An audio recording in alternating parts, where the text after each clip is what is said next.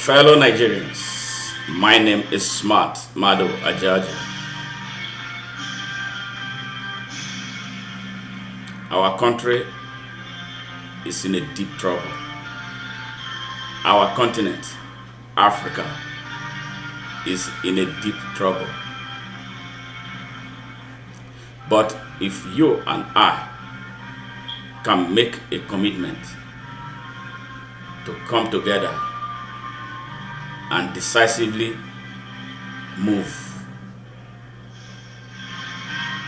we can reverse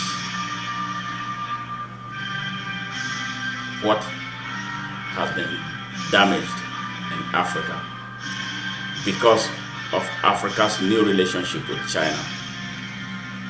China is a communist country.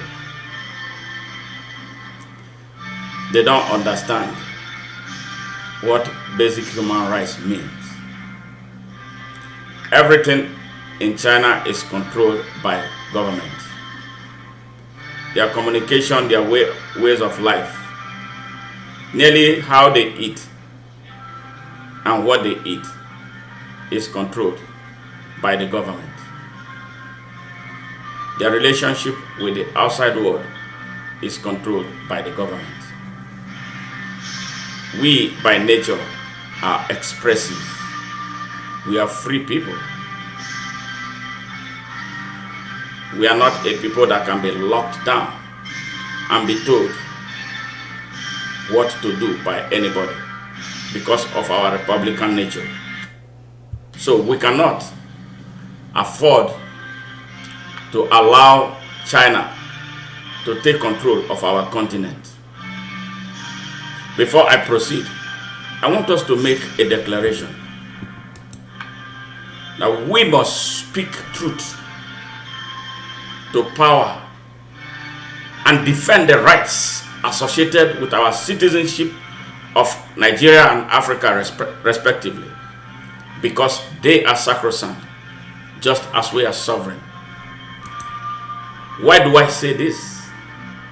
Because we have a generation of mostly inept leaders in Africa.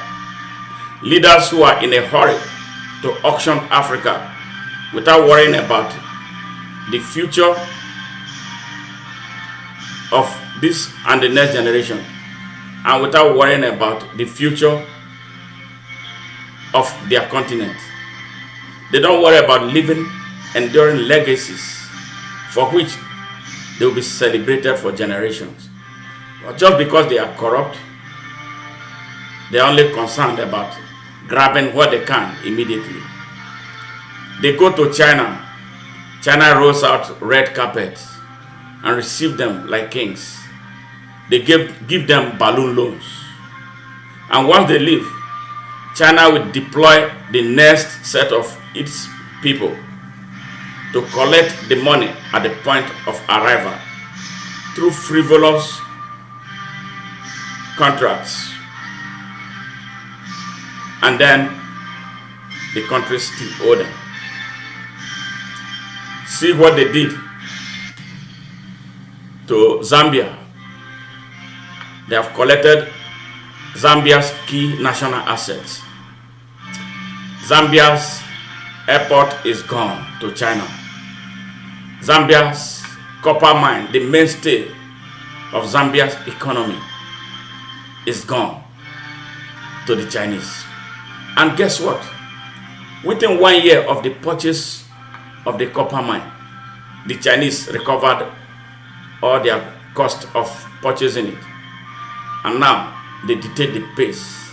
They dictate everything that happens there. To the extent that a Chinese is the head of the police in Zambia. Angola, Zimbabwe. Now Nigeria is their big target. Only them and those at the helm of affairs of Nigeria know how much have been sold to the Chinese at the expense of suffering Nigerians who live below poverty lines. Now the coronavirus is here. Nigeria, a country that does not have a standing social welfare policy, cannot afford to provide immediate social security for its citizens. They have them clamped inside their homes without food, water, and other vital things that they need immediately to go through the 2 weeks of mandatory isolation. That is why the isolation is not working. The isolation is being violated because the people must feed. And then the threat of the spread of the virus has increased. What type of leadership do we have?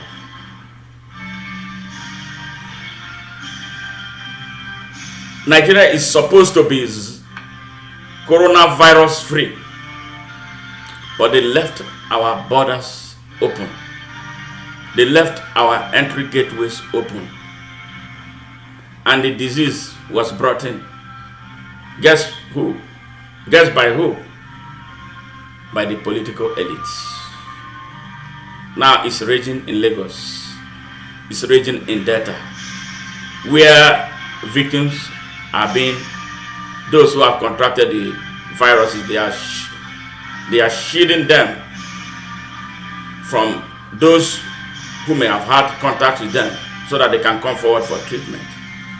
This is how bad the leadership crisis in Nigeria, and by extension Africa, has gotten.